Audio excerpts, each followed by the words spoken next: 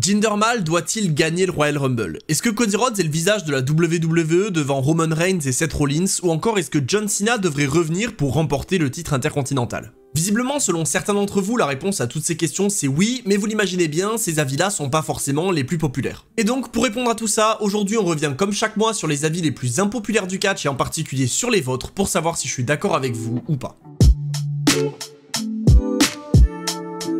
Alors pour commencer justement, on a un premier avis qui nous dit Cody Rhodes est actuellement le visage de la WWE devant Roman Reigns et Seth Rollins réunis. Je pense qu'en fait ça dépend totalement de comment est-ce qu'on définit visage de la WWE. En soi, j'aurais tendance à dire que c'est plutôt Roman Reigns actuellement parce que c'est le plus important et c'est littéralement le numéro 1. Mais ce qu'il faut voir aussi, c'est que c'est très compliqué à mes yeux en tout cas d'être le visage d'une entreprise quand on est considéré comme heel, donc c'est-à-dire qu'on est méchant, que le public nous aime pas. Et en l'occurrence, c'est le cas pour Roman Reigns. Et je suis d'accord sur le principe que effectivement Cody Rhodes, il a vraiment cet aspect du mec ultra proche de la foule. On l'a vu récemment, il a dit qu'il allait être, je crois, le témoin pour le mariage d'un fan, hein, donc c'est vous dire à quel point le gars c'est juste un nice guy. Donc je comprends que de ce point de vue-là, on puisse dire que Cody Rhodes c'est le visage de la WWE parce qu'il a vraiment ce côté ultra corporate où il peut facilement représenter l'entreprise, etc. Maintenant, si je comprends pourquoi on peut voir que Cody Rhodes est le visage de la WWE, je suis pas forcément d'accord avec cet avis-là parce que déjà pour moi le visage il est forcément soit champion, soit vraiment challenger numéro 1, donc en rivalité avec le champion. Et je pense que pour vraiment devenir le visage et du coup amplifier ce côté proche des fans, mec qui va pouvoir faire des conférences,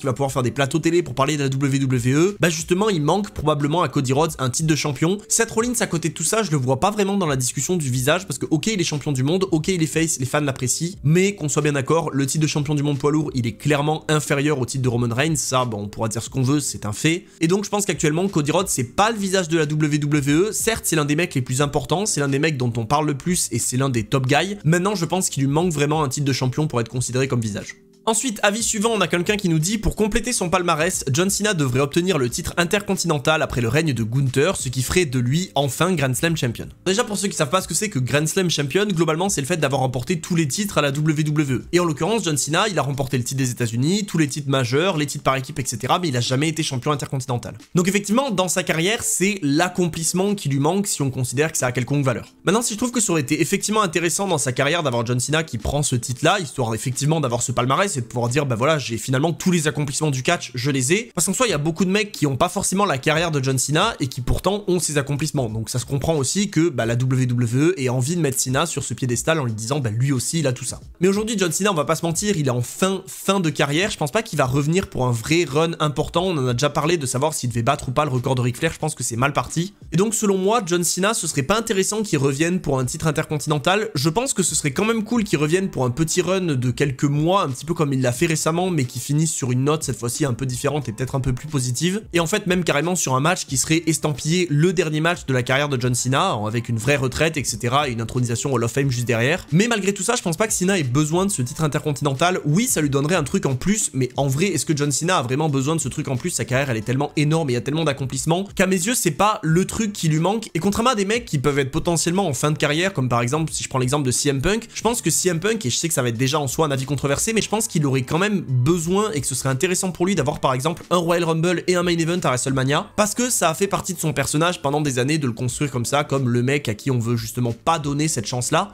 alors que John Cena en fait le titre intercontinental il s'en est jamais réellement rapproché et il n'y a jamais eu ce besoin en tout cas exprimé par lui d'aller chercher ce titre. Mais voilà, en soi cet avis je suis pas forcément d'accord, je pense que John Cena il a pas besoin d'un titre intercontinental, je pense que sa carrière elle est largement remplie d'accomplissements pour pas qu'il ait besoin de ce titre en plus, et même si oui le fait d'être Grand Slam Champion c'est quelque chose de stylé dans une carrière et qu'il y a beaucoup de catcheurs qui l'ont, je pense que justement le fait que énormément de catcheurs l'aient aujourd'hui, ça a plus la même importance que ça pouvait avoir à une époque. Alors on arrive maintenant sur l'avis qui est certainement le titre de cette vidéo, Jinder Mahal doit gagner le Royal Rumble. Alors j'ai pris cet avis là sans vraiment savoir si c'était un troll ou si la personne était premier degré ou pas, mais comme ces derniers temps il y a eu beaucoup de discussions autour de Jinder Mahal pour savoir si oui ou non il méritait une place au sommet, il y a des gens qui ont adoré son règne de champion à l'époque, alors je sais pas si pareil c'est déformé par la nostalgie ou pas, mais honnêtement son règne de champion à l'époque, j'en ai parlé dans la dernière vidéo, c'est probablement l'un des pires de l'histoire, et c'est peut-être triste à dire pour lui, mais dans les faits c'est ça. Après récemment il y a eu ce retour avec la confrontation avec The Rock, avec le match contre Seth Rollins qui a eu lieu littéralement lundi, et du coup pour les gens qui regardent sur AB1, bah, c'est ce soir. Et en fait cette opportunité là au titre, eh ben, elle a lancé tout un nouvel engouement en disant bah c'est peut-être maintenant, Jinder Mahal il faut lui donner son match. J'ai même vu des affiches de WrestleMania avec Jinder, Heath Slater et Drew McIntyre hein, pour réunir 3MB dans le main event de WrestleMania. Mais soyons sérieux 10 secondes, je pense que au-delà du délire de Jinder Mahal, voilà, qui est un petit peu le mec sous-coté qui va aller s'élever au rang de numéro 1 en prouvant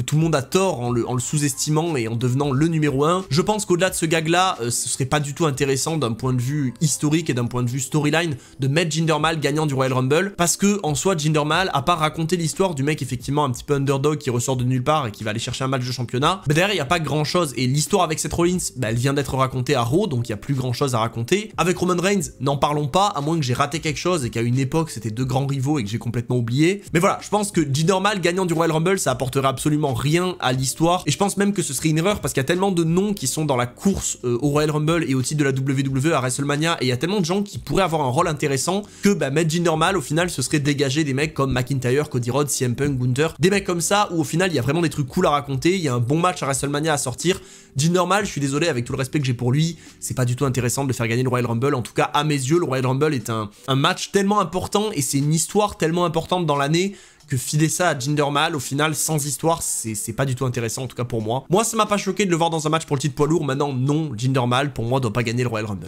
Ensuite, on a quelqu'un qui nous dit Roman Reigns aurait dû perdre son titre à WrestleMania 37 face à Edge et Daniel Bryan. Pour moi, je pense que pour avoir un bon feel-good moment, même si le match était cool, j'aurais donné le titre à Edge pour fêter son retour après 10 ans de lutte contre son cou. Avis assez controversé aujourd'hui, mais je pense qu'à l'époque, c'était pas du tout un avis controversé parce que récemment, je sais pas pourquoi, je suis allé me refaire des pronostics de WrestleMania 37 et sachez qu'à l'époque, je m'en rendais pas compte, mais il y avait beaucoup de gens qui voyaient Edge ou Daniel Bryan repartir avec la ceinture. Et aujourd'hui, je sais que c'est fou de se dire ça parce que Roman Reigns, il a un règne tellement long que personne le voit perdre avant WrestleMania en l'occurrence, mais surtout ces derniers temps, personne le voyait perdre avant de battre les 1000 jours, avant de battre certains records, et même encore aujourd'hui, il y a des gens qui considèrent qu'il perdra pas avant d'avoir battu Hogan. Mais par contre, à l'époque, il y avait vraiment ce truc chez les gens de Roman Reigns, il peut perdre son titre, Edge, il peut aller chercher la ceinture, Daniel Bryan, il peut prendre le titre aussi. Et en soi, je pense que si on efface tout ce qui s'est passé aujourd'hui avec l'histoire de la Bloodline, l'histoire de Roman Reigns qui bat des records, etc., ça aurait pas été déconnant. En soi, ça m'aurait pas choqué d'avoir un Edge ou un Daniel Bryan qui récupère la ceinture. Maintenant, en ce qui concerne Edge, j'aurais peut-être été plus favorable à lui donner le titre poids lourd quand il a été réintroduit à Night of Champions.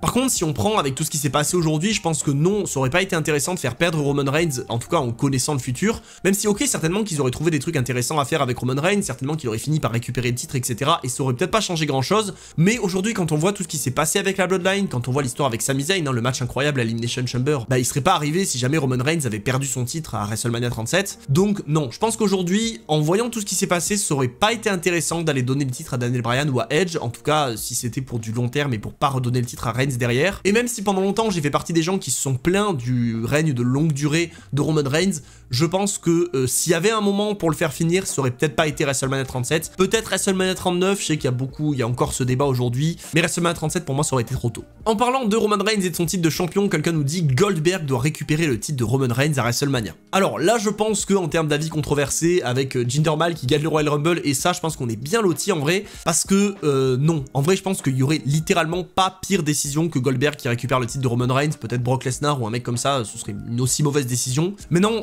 j'en parle à chaque fois, le titre de Roman Reigns, c'est un titre qui a un prestige fou parce que le règne est extrêmement long. Ok, il n'y a pas forcément de défense régulière, etc. Mais soyons honnêtes, même les gens qui détestent actuellement le règne de Roman Reigns, ils vont exploser le jour où il prendra fin. Et du coup, donner cette victoire à un mec qui est un vétéran, qui n'en a pas du tout besoin et qui n'en bénéficierait pas, à mes yeux, c'est un petit peu comme avoir donné la streak de l'Undertaker à Brock Lesnar. En l'occurrence, Brock Lesnar, il y a quand même eu un truc derrière, il y a eu la victoire face à Cena, il y a quand même eu des mois et des années de carrière après ça. Mais je pense que ce genre de victoire très importante, que ce soit la streak de l'Undertaker, le règne de Roman Reigns ou même aujourd'hui le règne de Gunther, c'est des choses qu'il faut donner à la nouvelle génération pour justement construire cette nouvelle génération et avoir des mecs qui s'établissent rapidement et très fort avec une victoire contre un mec qui est déjà au sommet. Et je sais que Cody Rhodes, il n'est pas tout jeune, je crois qu'il a quasiment le même âge que Roman Reigns, il a peut-être 1 ou 2 ans de moins, mais Cody Rhodes, les mecs comme ça, c'est des gars qui sont actuellement érigés comme la nouvelle génération et comme le futur de la WWE, on en parlait au début, potentiellement le futur visage. Et donc pour moi, c'est des mecs comme ça qui doivent aller chercher Roman Reigns. Je comprends qu'il y ait des gens qui voulaient que ce soit Sami Zayn, c'est autant justifié à mes yeux. Et donc non,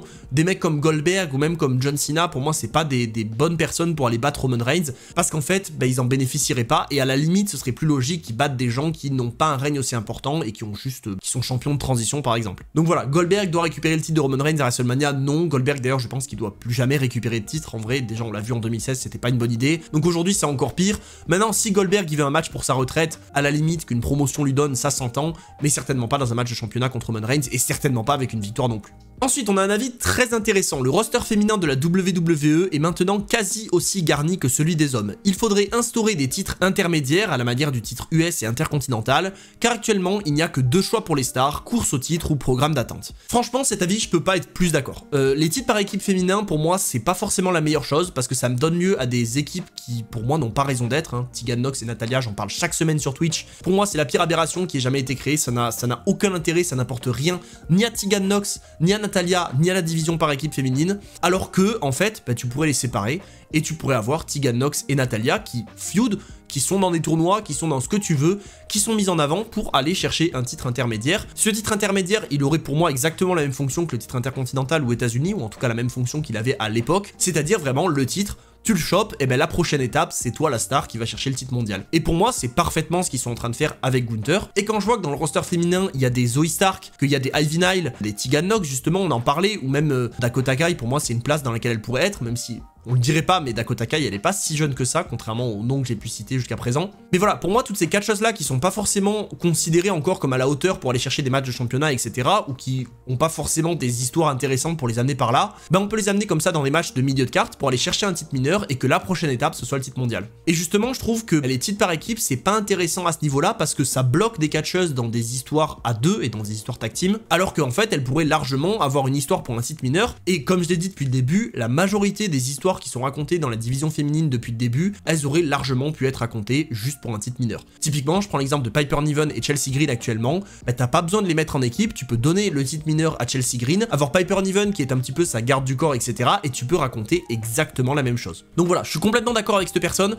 j'irai pas jusqu'à dire des titres intermédiaires, je pense que ça suffirait largement, plus besoin des titres par équipe, à la rigueur s'ils veulent les garder pourquoi pas, mais je pense que voilà, un titre intercontinental féminin ou équivalent qui aurait un autre nom, et qui par contre serait là utilisé à la même hauteur qu'un titre intercontinental, c'est-à-dire pas comme un titre 24/7 évidemment, ce serait très intéressant pour la division féminine et voilà, je suis totalement d'accord avec cette personne. Ensuite, on a un avis qui va peut-être faire grincer des dents certains de la génération Catch Attack, j'ai toujours préféré Matt à Jeff Hardy. Je nie pas le côté spectaculaire de Jeff, mais on oublie souvent que Matt aussi était présent dans les gros matchs des Hardy, et j'ai toujours été fasciné par ses personnages et sa capacité à se réinventer. Alors, c'est pas la seule personne qui a parlé de Matt Hardy et qui a dit qu'il le préférait à Jeff, j'ai vu des gens carrément qui disaient que Jeff Hardy ne valait rien, que c'était juste un cascadeur et que Matt Hardy, lui, c'était vraiment le vrai génie créatif du duo. Et autant je suis totalement d'accord sur le fait que Matt Hardy, il a ce génie créatif, il a parfaitement su se réinventer, il a eu de très bonnes périodes, même à la WWE, hein, sans aller parler du personnage Broken ou Woken, peu importe. Il a quand même eu des bonnes périodes, notamment sa rivalité face à Edge, personnellement, elle m'a beaucoup marqué, je trouve qu'il avait une intensité et en soi qui était bien réelle et bien justifiée et qui était excellente. Pareil, il a une bonne rivalité contre MVP où il lui coûte le Money in the Bank, je crois que c'est à WrestleMania 24, c'est très sympa aussi. Maintenant, je comprends par contre totalement pourquoi c'est Jeff Hardy qui a eu plus de succès. Parce que pour certains, c'est un côté négatif, mais comme cette personne le dit, le côté spectaculaire, bah faut voir que ça fonctionne ultra bien avec les fans. Et oui, peut-être Jeff Hardy a pas forcément eu le meilleur personnage en soi, il s'est pas forcément énormément réinventé. Oui, Jeff Hardy c'était pas forcément le meilleur au micro, mais par contre, Jeff Hardy quand il débarquait dans le ring, il y avait ce charisme, il y avait ce personnage qui était à part, il y avait ces prises absolument folles qui faisaient se lever les foules et ces prises de risque qui faisaient que les fans, ils avaient envie de se dire tiens, on va soutenir ce gars parce que bah justement, il est tellement prêt à tout que c'est inspirant et on se dit le gars n'a peur de rien et en fait, son objectif, peu importe ce qu'il doit faire pour l'atteindre, il va aller le chercher. Donc je comprends totalement que Jeff Hardy ait eu plus de succès que Matt Hardy et en vrai, ça s'explique par énormément de facteurs et c'est parfaitement logique. J'ai énormément de respect pour Matt Hardy, j'ai évidemment toujours été plus fan de Jeff que de Matt pour les raisons que je viens d'énoncer. Et en soi, ça m'empêche pas de comprendre les gens qui préfèrent Matt à Jeff parce que oui, Matt Hardy c'est aussi un génie créatif énorme. Maintenant par contre, je trouve quand même qu'à la WWE, ce génie créatif, il a pas trop pu parler. Je sais qu'à Matt Hardy, il y a une grosse période de creux, notamment la période entre la rivalité avec MVP et le moment où il trahit Jeff Hardy et la période post-trahison de Jeff Hardy, donc une fois qu'il redevient face. Pour moi, il n'y a pas des trucs très intéressants et donc à ce niveau-là, j'ai un peu du mal à voir comment on peut apprécier Matt Hardy dans cette période. Mais oui, il a des périodes très cool. Probablement, il a toujours été sous-coté par les gens parce que Jeff a beaucoup plus brillé que lui. Mais moi je reste toujours plus fan de Jeff que de Matt. On le dit à chaque fois, c'est vraiment une question de goût. Ensuite, on a quelqu'un qui nous dit Rhino a le meilleur spear. Pareil, question de goût totalement. À mes yeux, le meilleur spear, c'est probablement Goldberg. Alors je sais que Goldberg, il est beaucoup critiqué, etc. Mais son spear, il a un impact qui est dingue. Je pense que si je devrais faire un top 3, ce serait probablement Goldberg, Rhino et Braun Breaker. Braun Breaker à NXT qui a un spear de fou, il faut que vous alliez le voir absolument. Mais ouais, non, Rhino, il a un spear très cool. Maintenant, je dirais peut-être pas jusqu'à dire que c'est le meilleur. Je pense que Goldberg, pour moi, est légèrement au-dessus. En fait, les trois meilleurs pour moi, c'est ce côté ultra impactant, ultra puissant que des mecs comme Edge par exemple ont pas forcément. Le spear de Edge souvent il est fait un peu plus en douceur etc, même si je comprends que les gens aiment. C'est de styles différents mais bon voilà, je suis pas d'accord. Pour moi Rhino a pas le meilleur spear, il a le deuxième meilleur, c'est pas mal aussi. Alors ensuite on a quelqu'un qui nous dit le plus important dans le catch c'est l'histoire qui nous est racontée, le in-ring est secondaire. Alors cet avis pour moi il va être très controversé et il va diviser vraiment les gens en deux catégories, parce qu'il y a vraiment la catégorie des gens qui sont ultra fans du in-ring et l'histoire pour eux c'est secondaire, et les gens qui comme cette personne et finalement comme moi pensent l'inverse. Après je pense qu'il n'y a pas besoin de se lancer dans une guerre parce qu'en soi personne n'a raison ni tort, pour moi c'est juste une manière différente de consommer le catch, et ça va aussi au final être lié aux promotions qu'on va regarder et aux matchs qu'on va apprécier, parce que évidemment WWE c'est beaucoup plus centré sur les histoires, c'est-à-dire que le in-ring, même si il est très souvent très cool et que de plus en plus il l'est aujourd'hui, il est mis en avant, au final c'est surtout l'histoire qui va primer, alors que si on prend par exemple ce qui se passe plutôt sur le circuit indépendant ou même au Japon, il y a une emphase beaucoup plus importante sur le in-ring, ce qui ne veut pas dire qu'il n'y a aucune histoire dans les matchs, attention, ça veut pas dire que sur le circuit indépendant il n'y a pas d'énormes rivalités qui se racontent, et d'ailleurs si on prend ce qui peut se passer à la WWE, ce qui se passait à l'époque de NXT Black and Gold, ce qui se passe aussi aujourd'hui du côté d'AEW, il y a énormément de rivalités qui sont en fait la suite logique de rivalités qui ont été construites sur le circuit indépendant et qui évidemment n'ont pas été construites uniquement sur des gros matchs, qui ont aussi été construites sur des histoires. Mais après voilà, moi c'est quelque chose que j'ai toujours dit, je préfère largement un match avec une histoire folle dans laquelle je sais pas qui va gagner et où ça m'investit de fou, mais où l'action in-ring est un peu moins bonne, à un match où il n'y a pas forcément d'histoire, où je suis pas très investi, mais où par contre l'action in-ring est absolument dingue. Encore une fois, c'est une question de goût, certains vont préférer l'un, d'autres vont préférer l'autre, mais moi je suis assez d'accord avec cette personne, je trouve qu'en tout cas l'histoire a une importance majeure et que c'est pas quelque chose qu'il faut délaisser. Après on va pas se mentir, c'est très rare les promotions ou les storylines dans lesquelles c'est 100% histoire ou 100% in-ring. Souvent il y a un mélange des deux en fonction de vers lequel on penche plus, le in-ring ou l'histoire, ça va moins ou plus plaire à certaines personnes, mais voilà. Pour résumer, oui, je pense que l'histoire est très importante, et à mes yeux, je suis d'accord avec cette personne, le in-ring est un peu secondaire vis-à-vis de ça. Ensuite, on a un avis sur Jey Uso, quelqu'un qui nous dit « Je ne suis pas sûr de vouloir voir Main Event Jey Uso devenir champion. Son run solo est sympa, mais il n'a pas non plus un in-ring des plus passionnants. » Justement, on en parlait du in-ring, est-ce que ça a une si grande importance? À voir. Je pense qu'il y a d'autres catcheurs qui devraient gagner les titres World et Intercontinental avant lui. Je vais séparer le message en deux. Sur la dernière phrase, je suis d'accord, je pense que évidemment, il y a des gens qui sont plus proches d'aller gagner le titre poids lourd et le titre intercontinental avant Jey Uso. Maintenant, je pense que 2024, c'est une bonne année pour justement récompenser Jey Uso. Je trouve que ça a été un bon catcheur par équipe, ça a été très cool l'histoire avec Jimmy, que ce soit avant la Bloodline ou même évidemment pendant la Bloodline. Mais je pense que l'histoire avec Roman Reigns pendant la période pandémie, etc.,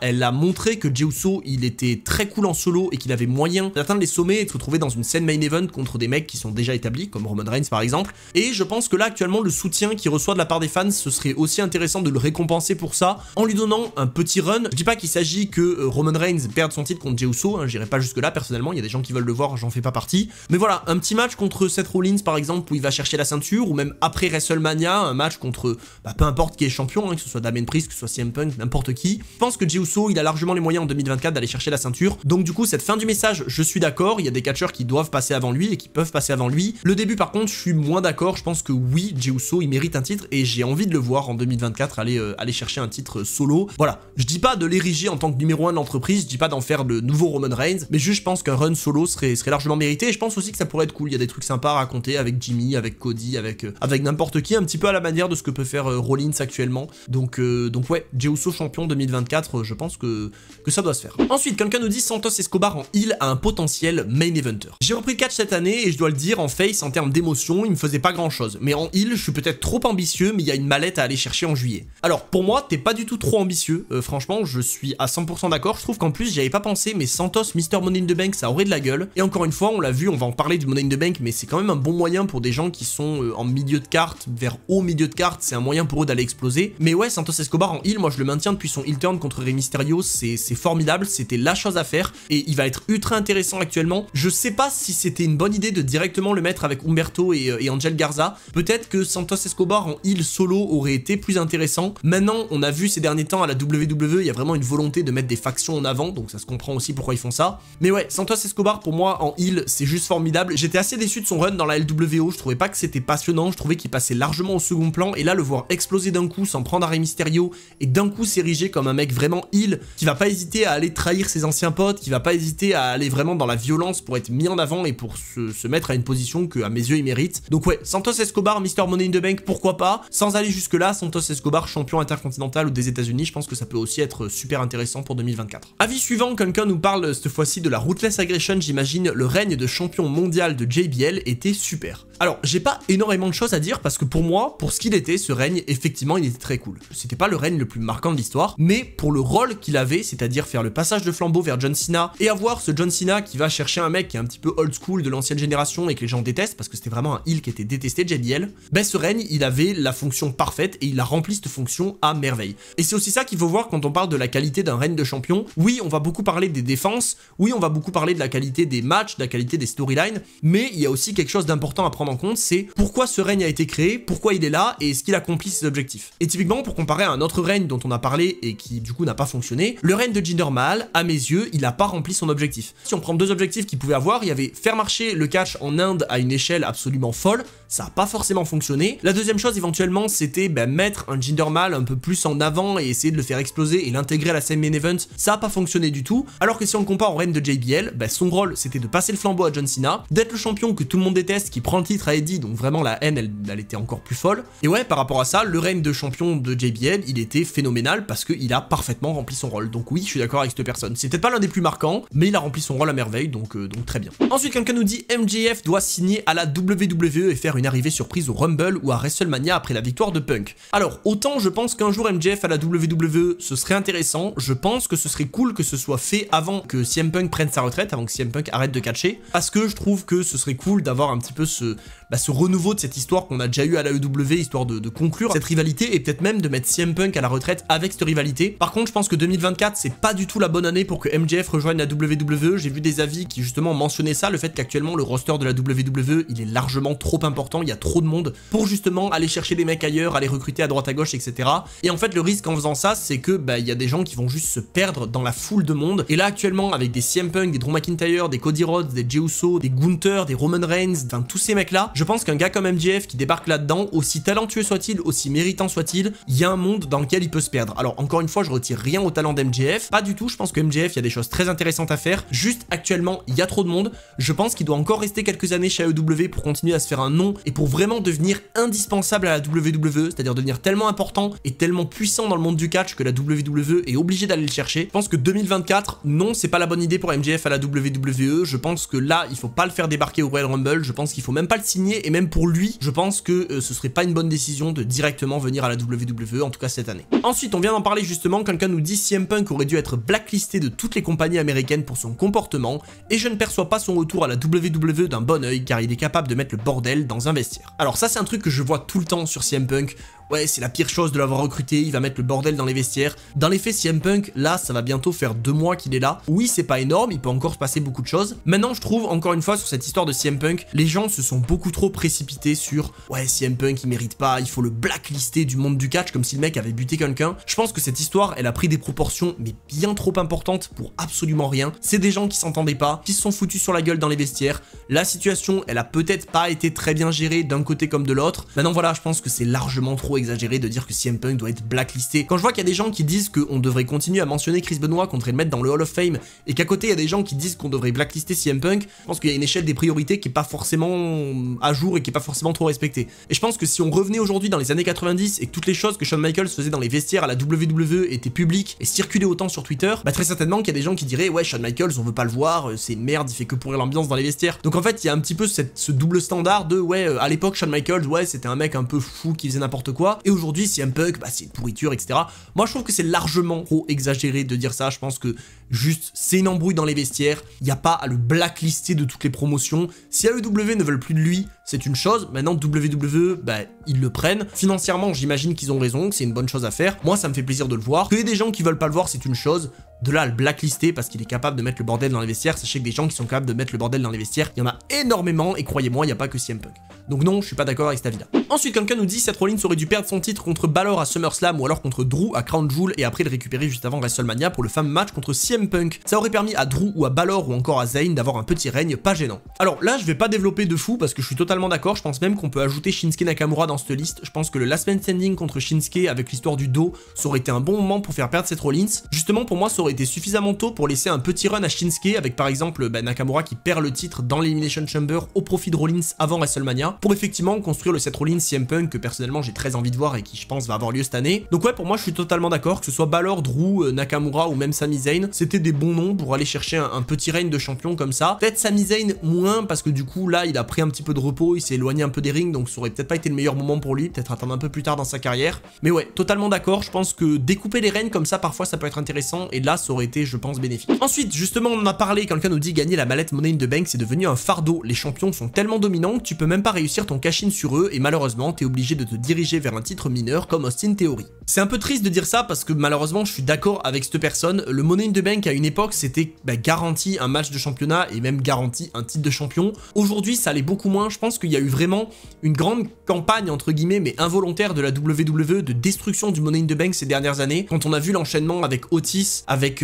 Austin Theory effectivement qui a pas eu un run très fou etc. Pour moi ça a même commencé avec Brock Lesnar parce que c'est pas des gens pour moi qui doivent gagner la mallette, des mecs comme Lesnar ou des stars comme lui en tout cas. Et donc ouais je pense que la mallette Money in the Bank elle a vraiment subi une énorme baisse en termes de popularité et d'importance ces dernières années. Maintenant je pense que justement avec des champions dominants c'est le moment de redorer le blason de la mallette Money in the Bank. C'est à dire que oui actuellement évidemment que Damien Priest il va pas aller cash-in sur Roman Reigns mais c'est maintenant qu'il faut lui donner une grosse victoire, un gros cash-in sur cette Rollins, sur CM Punk, sur n'importe qui parce que avec ça ça rétablira la mallette Money in the Bank comme une vraie menace et ça montrera que même les champions les plus dominants, même les mecs qui sont au sommet et qui semblent imbattables, même eux ils sont jamais à l'abri d'un cash-in. Et justement si dans des matchs à la loyale avec par exemple l'aide de certains associés ou juste en 1 contre 1 parce qu'ils sont plus forts, ils ont l'avantage. Dans des matchs où on les prend par surprise comme ça avec une mallette, tout de suite ils ont plus l'avantage et c'est bien plus compliqué de conserver son titre. Donc voilà, pour moi la mallette Money in the Bank actuellement elle a pas la meilleure des positions. Je pense que d'ici quelques mois potentiellement ça peut commencer avec Damien Priest, il faut redorer le blason de cette mallette et il faut justement redonner au Mr Money in the Bank des gros cash-in et des gros règnes de champion derrière.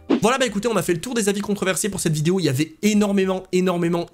d'avis sur le tweet donc je vous en remercie. Alors certes il y a des avis qui reviennent régulièrement mais ça fait quand même plaisir de voir qu'il y a des gens qui innovent, qui sortent des trucs nouveaux et intéressants à discuter. Maintenant en tout cas vous personnellement qui avez répondu à ce tweet je vous en remercie. Si votre avis n'a pas été sélectionné je m'en excuse, je peux pas non plus faire une vidéo de 1 heure pour discuter ces avis là. Par contre si vous voulez me partager votre avis controversé vous pouvez le faire déjà dans les commentaires, vous pouvez le faire sur le prochain Twitch, je pense qu'on gardera ça tous les mois et surtout vous pouvez le faire sur ma chaîne Twitch parce que je suis en live 3 fois par semaine, il y a 2 lives par semaine dans lesquels vraiment on discute de catch, donc si vous avez un avis à me partager et que vous voulez avoir plus de chance d'en discuter avec moi, c'est là-bas qu'il faut le faire. Voilà, sur ce je vous remercie d'avoir suivi cette vidéo, je vous remercie pour la force sur toutes les vidéos ces derniers temps. Je vais pas vous mentir, là avec la fin d'année 2023, le début 2024, je suis un peu claqué, donc je pense que on va continuer sur 2 vidéos par semaine jusqu'au Royal Rumble. Fin janvier probablement qu'on fera une pause, il y a des chances que le 31 janvier il n'y ait pas de vidéo, comme ça me permet de souffler un petit peu, d'autant qu'en 2024 va y avoir encore énormément de choses, notamment des grosses vidéos qui vont arriver, des gros projets un petit peu type iceberg comme on a fait en 2023. Donc voilà, encore une fois je vous remercie pour votre force, je vous remercie pour votre soutien, je vous remercie à tous ceux qui viennent sur Twitch et qui profitent évidemment du lien affilié au lit, les liens sont dans la description, n'hésitez pas, vous avez 2 codes promo pour vous régaler à bas prix. Je vous remercie de m'avoir suivi et sur ce je vous dis c'était Monsieur Hawkin et on se retrouve très vite pour d'autres histoires.